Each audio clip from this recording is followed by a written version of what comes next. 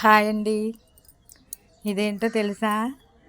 కొబ్బరి కూరు అంటే మనం ఇలా చేత్తో తిప్పాలన్నమాట. దీనివల్ల బెనిఫిట్ ఏంటంటే వ్యాయామం. మనం ఇలా తిప్పటం వల్ల మనకి బాడీ అంతా కదులుతుంది అన్నమాట. వ్యాయామం.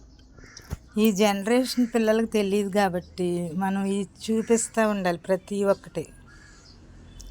అది అప్డేట్ అయిందని పాతనాటి వదిలేయకూడదు కదా. ఈ జనరేషన్ చెప్పాలి. ఇప్పుడు నేను కొబ్బరి పిట్టేస్తున్నా. ఇది కొబ్బరి కూరేను.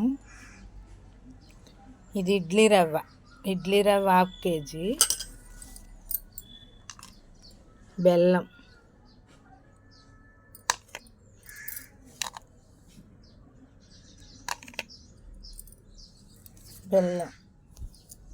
ప్రతిదీ జంక్ ఫుడ్ ఎక్కువ వాడకూడదండి. జంక్ ఫుడ్ వల్ల ఆరోగ్యాలు పాడైపోతున్నాయి.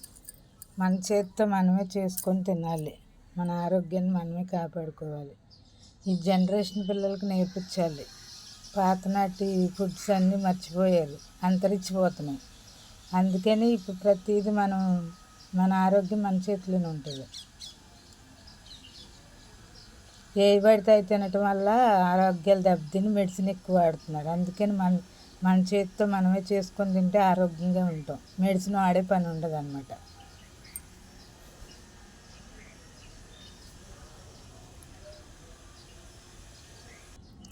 కొబ్బరి పిట్టు కొంచెం సాల్ట్ వేసుకోవాలి.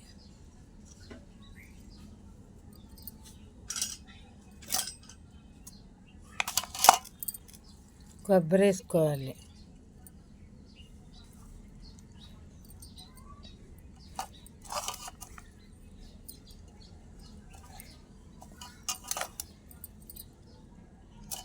అప్పుడప్పుడు ఇలా చేసుకుంటూ ఉండాలండి.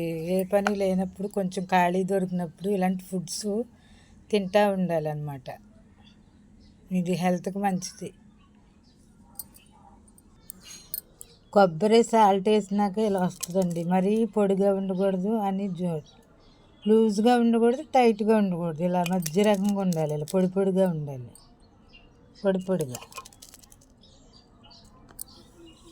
కొబ్బరి, ఉప్పు, ఇడ్లీ రవ్వ ఇలా లోతుగా ఉండే తపేళ లాంటివి తీసుకోవాలి. వెడల్పున్నది తీసుకోకూడదు. కొంచెం వాటర్ పోయాలి.